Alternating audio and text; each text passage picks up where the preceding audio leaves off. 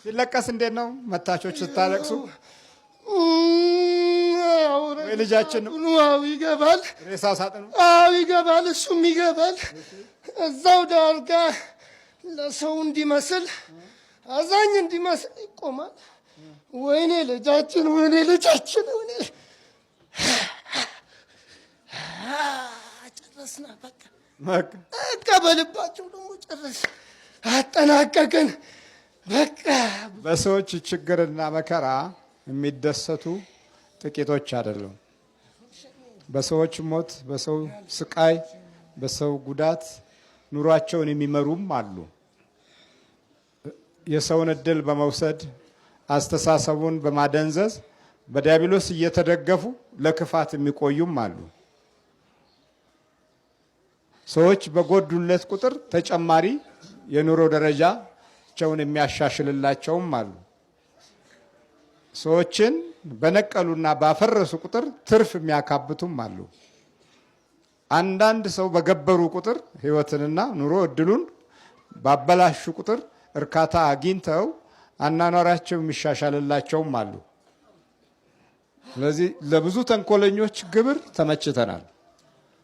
ይህም ደግሞ የእግዚአብሔር ሕዝብ መንፈሳዊውን ኃይል ሲያጣ የሚመጣ ውርደት ነው። በዝቦት ነው ተከሰሉ እዚህ ያለው አባት አንድ የሚያጠምቁ እኔ እንትን እልልሃለሁ ብለው 500 ብር አድርገው ጠረተው ወሰዱበት። እሱ ደግሞ እውነት እንዴት አድርገው ምን እዛ ሲጠመቅ ጭንቅ ስላለው እኔ ነፍስ አባት ሆናለሁ አሉት። እሺ አለ። እሺ አባት ያለ ታዲያ ምንድን ነው የማደርገው አለ። ጭንቅ ስለው ታዲያ መጽሐፍ ስንክሳር መጽሐፍ ግዛ አሉት። አረ ችግር የለም እኔ ልዳን እንጂ እኔ የፈለጉትን ይበሏልና ከባንክ ሄደና 1000 ብር አውጥቶ ስንት ነው 500 እንኩ ያው ግዙ ስም ይጻፋል እዛ ላይ ምናምን አለ። ወስኖ አሉት እና በሌላ ጊዜ እዚህ ተገናኘና እኔ ራሴ መንፈሱ አንተ እለዋለሁ። አንተ ነህ እንዴ ያልከው? እኔ ራሴ አንተ እንዴ ያልከው? ተነስ። ልጁ ወደ ጸበል ቦታ እዛው ሲገባ ተገናኙ። ድንግጥ አለ። እኔ ደግሞ ያው ራሴ መንፈሱ አንተ ሲቃጠል ነው ክንፈ ሚካኤል ሲቃጠል ነው እያሉ ያዛርገው። ልጁም ግን ነቃባቸውና አባ ሰዱት። እኔ ግን ለምን እንዲፈታት ሌላ እንዳይጨምሩብኝ እንጂ እያለ በቃ ተጣመቀ። አይ ጋንቹሩ ነው ጋንቹሩ በቃ ሄደው ስራው እኮ። ከዛ ወዲህ ታዲያ ሲያዩት ይላሉ አሁን አለኛል እያሉ በቃ ሰይጣን እንዴት አደገኛ እንደሆነ ይሄ አለማወቅ ያመጣው ችግር ነው። እንዳወራብኝ እያሉ እኮ ሲሉ ነበር። እዛው አወራሁት። አወራው አትችልም አይደል አንተ? ቱሪን አፋ ነህ። ቱሪን አፋ ስለሆንክ ያለው ምን አደርጋለሁ? በቃ አወራሁት ብለህ ደግሞ እንደገና ይቆጫል አይደለም? እንዳወራብኝ እያሉ ደግሞ ደውለው ትሄዳለህ እንዲህ መምህር ጋር አሉት። ደውለው አዎ እንዲህ ነገር ቢያጭበረብሩ ነው ማለት ነው ወይ መድረክ ላይ ይናገራል ብለው ይሆን እንዴ አሉ። ያው አልቀረልም። በቃ እና አስቸጋሪ ነገር ነው። እና ይሄ በጣም አስቸጋሪ ነው። እያዩ ማያዩ አሉ። እያዩ ማያዩ ደመነፍሳዊ ህይወት የያዙ በደጁ በከንቱ ዘመናቸውን የሚጨርሱ ለፍቅረ ነዋይ በቀላሉ የሚገዙ በቀላሉ ሲቃጠል እኮ ነው እንደዚህ የሚለኝ ይሉታል። ለሱ ሲቃጠል ነው እየተቃጠልክ ነው። እውነት ነው። አዎ አረ አይደለም። ለሱ ግን ሲቃጠል ነው እንዲህ የሚለኝ። እሺ ክንፈ ሚካኤል አይዞ በርታ ይሉታል። ያው እያወቀ በቃ እሺ አረ ይውሰዱት። እኔ ምን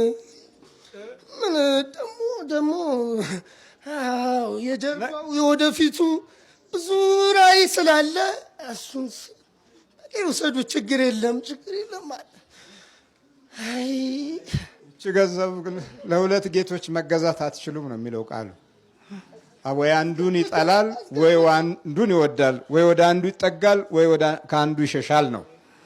ስለዚህ ለጌታና ለገንዘብ መገዛት አትችሉም ብሏል። ነገሩ ደግሞ እንዲህ አይነት ሰዎች ነው የኛ ሰው የሚወደው። ላፍ የሚያደርገውን በጣም ይወዳል። በቃ ይስማማናል። ያ ለምን መንፈሳችንና መንፈሱ አንድ ይሆናል። የመንፈስ መስማማት የዘመናችንን ትውልድ ብዙ ነገሮች አበላሽቶበታል። እናንተም ብርክክሽ በልቧጥ ነው ተከሰው ነው ፈተን በኢየሱስ ክርስቶስ በቅዱስ ሚካኤል ስም በወላዲተ አምላክ ስም በቅዱስ ገብርኤል ስም ሲኦል እንገባለን። በቅዱስ እስጢፋኖስ ስም ሲኦል ታስረናል። ቶሎ ሰባት ይቀሩት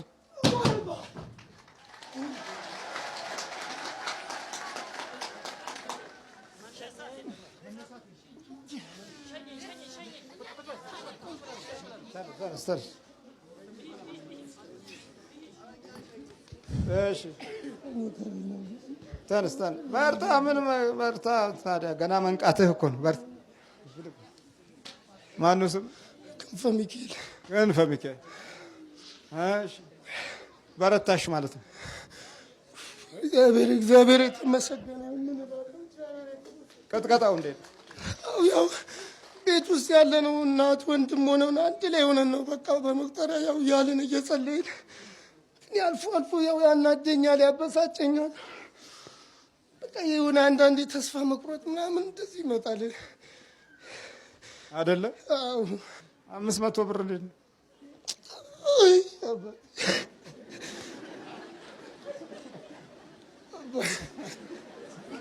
ገዛ እንትኑን ስንክሳሩን ሄድ በልታ ጋንጮሩ ነው የተነሰሽ። ልጁ ይደውልላቸውና ይመጣሉ። እሱ ልጁ ይደውል፣ እሱ ይሄዳል፣ ይዤው እሄዳለሁ። እንዴ ታሰርሽ እኮ አሁን ማየት ነው ይዛችሁ የምትሄዱት። መውጫ የለም እኮ ታሰርክ። አሁን ታሰር። እሺ በስላሴ ስም ታስረናል። በልጁ ላይ ምንም ስራ ላንሰራ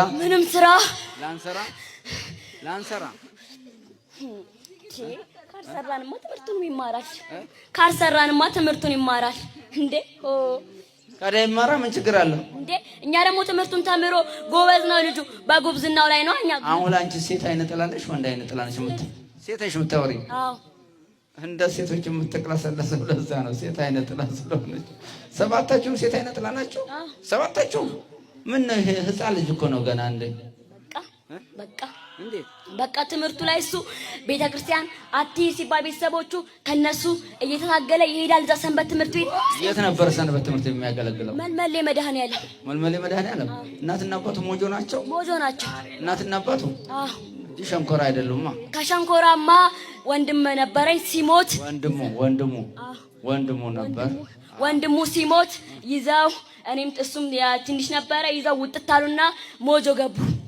አሁን እናቱንም አባቱንም እህቶቹንም ወንድሞቹንም ይዛችሁ ከች ነው። እሺ ታዘናል ይባላል። በስላሴ ስም ታዘናል።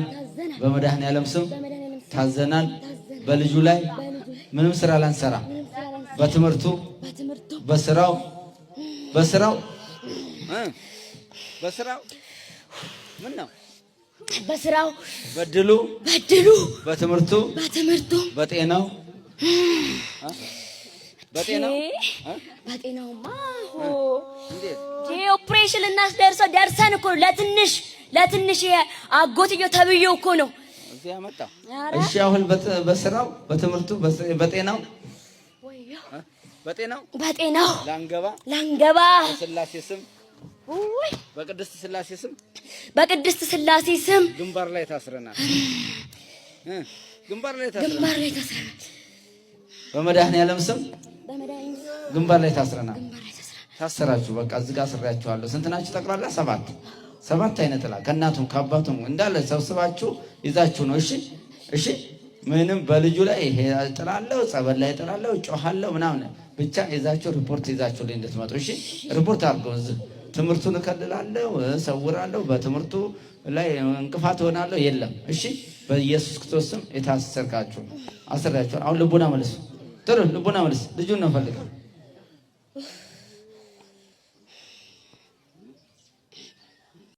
ይዞኛል እኮ ቅዱስ ጊዮርጊስ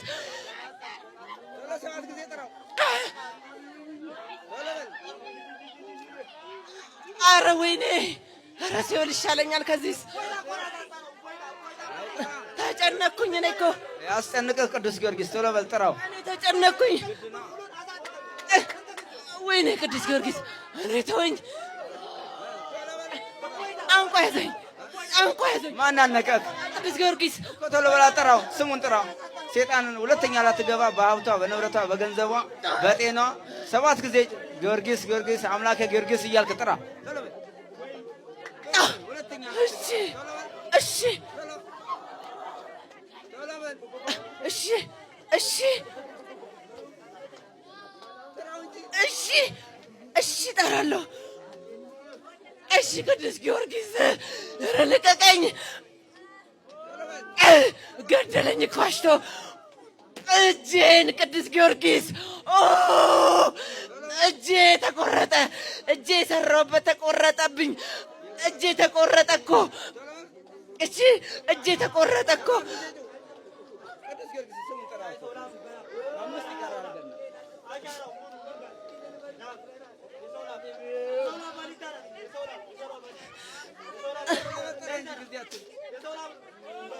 ጊዜ አትፍጅ ቶሎ ጥራው እሺ ታዛዥ ነኝ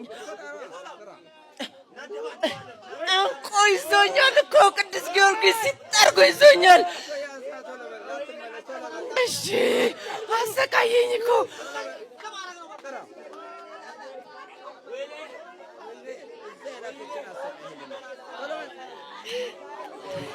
እሺ ቆይ እሺ እሺ እጠራለሁ ኧረ ሰማዕቱ የበርሜሉ ጊዮርጊስ ኧረ የበረሃው ተወኝ ኧረ ወይኔ ጨካኙ እሺ እኔ ጨካኝ ነው እሱ እኮ ጨካኝ ነው ቅድም እኮ ጠርቻው አቃጥሎኛል እሺ እሺ እሺ እጠራለሁ እንዴት ልጥራው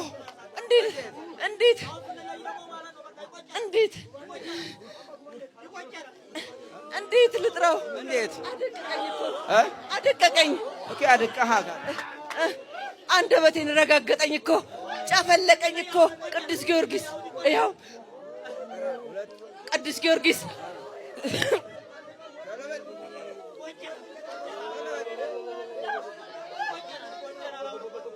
ቅዱስ ጊዮርጊስ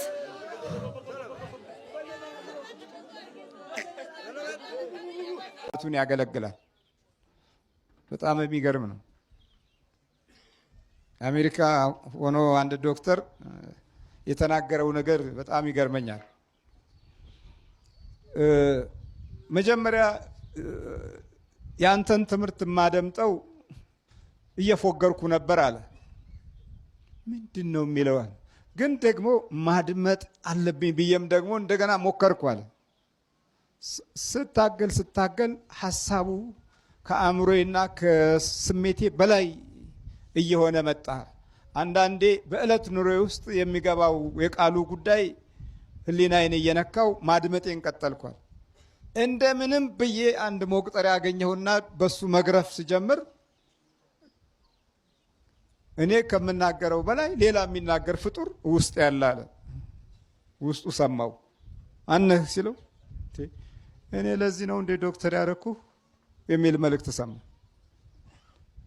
ለመጀመሪያ ጊዜ ግራ ገባኛል እና ደነገጥኩ። መቁጠሪያውንም ወርውሬ ጣልኩኛል።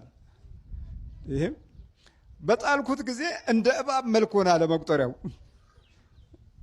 ተደነባበርኩኝ። በገዛጄ ላብድ ነው ብዬ እንደገና ፈራኋል። ዶክተሩ ነው እንግዲህ ያስበው የታመሙትን የሚያክም የተጨነቁትን የሚያጽናና በሙያው በኩል የሚያግዝ የሆነው ዶክተር ነው። ግን እኔ ያስተማርኩህ ለዚህ ነው እንዴ? እንድትመታኝ ነው እንዴ? የሚል መልእክት ተደጋግሞ ሰማሁ። ስልክ ደወለ፣ ተነጋገርን። በል ማነህ እያልክ ቀጥቅጠው፣ ስምህን ተናገር በለው። እላፊ ብዙ ነገሮች ሲናገር ዝም በል በለው አሉ።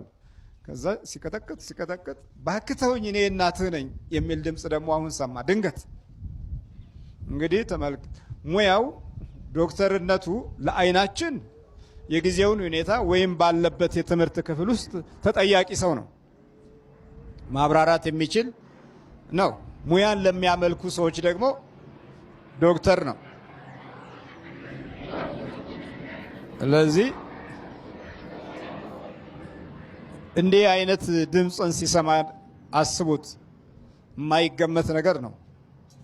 አሁን ሙያውን ተወጥ አደረገና ከሎጂክ ዓለም ውስጥ መውጣት ጀመረ።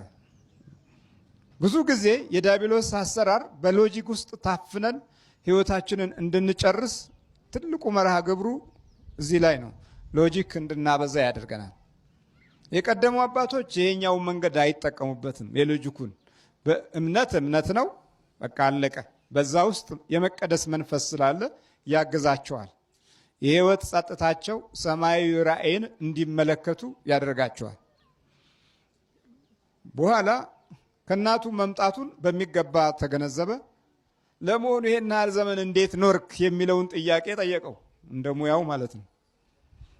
ይሄን ያህል ዘመን የኖርኩት የምፈልገውን ደም በአንተ እጅ እያገኘሁ፣ የሚቆረጠውን እየቆረጥኩ፣ የማይቆረጠውንም እየቆረጥኩ ስንት ጊዜ እንዳስቸገርኩ ታውቃለህ አለው።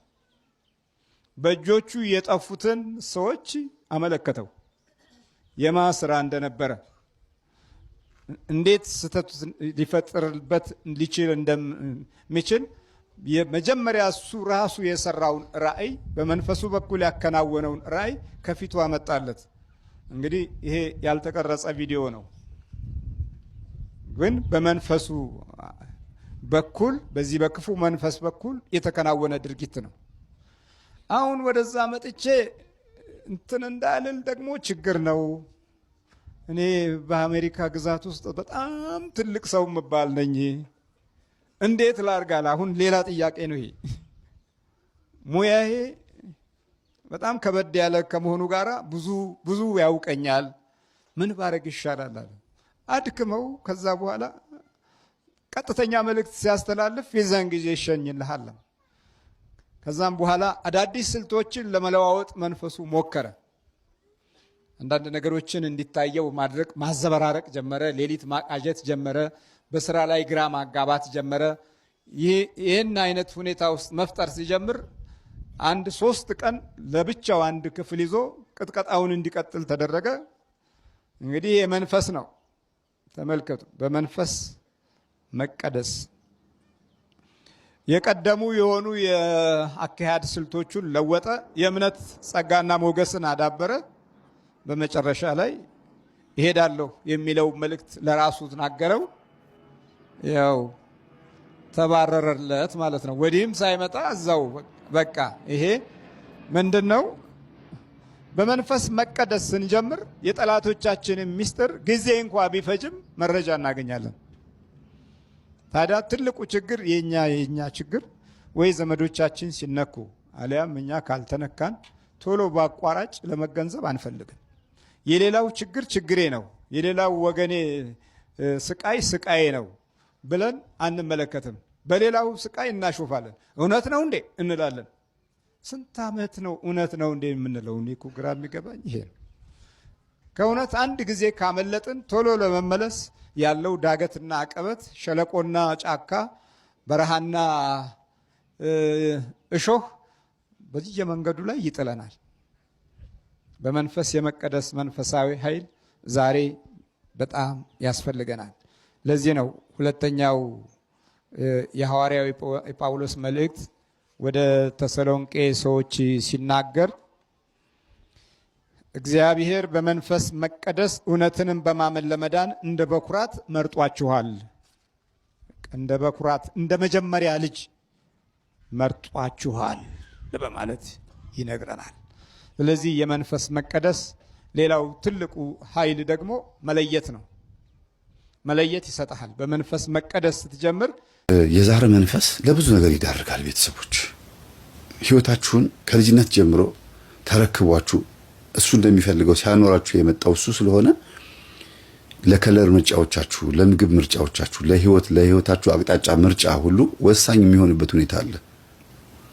ሳታውቁት የህይወታችሁ አቅጣጫ እስር ቤት ሊሆን ይችላል፣ ሆስፒታል ውስጥ ያልጋ ቁራኛ ሊሆን ይችላል፣ ትዳር ላይ ሆናችሁ የጭቅጭቅ ትዳር ሊሆን ይችላል። የህይወታችሁን አቅጣጫ በዚህ ልክ ሊያስተካክለውና ሊቀይረው ሁሉ ይችላል። ምን ዛር ነው ይሄ? ዛር መንፈስ እናንተን ያውቃችኋል፣ በደንብ ነው የሚያውቃችሁ። ከልጅነት ጀምሮ አብሮ ስላደገ ምን እንደምትወዱ፣ ምን እንደምትጠሉ፣ ምን እንደምትበሉ፣ ምን እንደምትጠጡ፣ አለባበስ፣ ሁሉ ነገራችሁን አብሮ ስላደገ ያውቀዋል። መተት ግን አሁን የመጣ መንፈስ ነው። ደጋግሜ ነው የምናገረው። ዛሬ የመጣ ወይ ቅርብ ጊዜ የመጣ መንፈስ ስለሆነ መተት እናንተን ለማወቅ ወይ ጊዜ ይፈጅበታል ወይ ደግሞ ቀስ እያለ ነው ከእናንተ ጋር የሚዋሃደው። ዛሩን አስፈቅዶ ለዚያው ልግባ እባክህን ፍቀድልኝ ይሄ ልስራ ብሎት እና ገባ ተብሎ ነው የሚገባው። ስለዚህ ዛሩ ሰራዊት ይፈልጋል፣ መናፍስት ይፈልጋል፣ ይሰበስባቸዋል። እና እናንተን የብዙ ሰዎች መሰናከያ እንድትሆኑ ከፈለገ ምን ያደርጋል? የሌላችሁን ነገር ብዙ ነገሮችን ይሰጣችሁና ከዛ በኋላ የሆነ ሳለ ጠብቆ፣ በተለይ ጠቋር ከሆነ ቀን ጠብቆ ያዋርዳል። በጣም ከባድ ነው። አዳም ወዴት ነህ ያልከኝ፣ በፍቅር ድምፅ ፈለከኝ፣ አልብሰኝ ነጩን ልብስ፣ እወድሃለሁ ኢየሱስ፣ አከብረሃለሁ ክርስቶስ።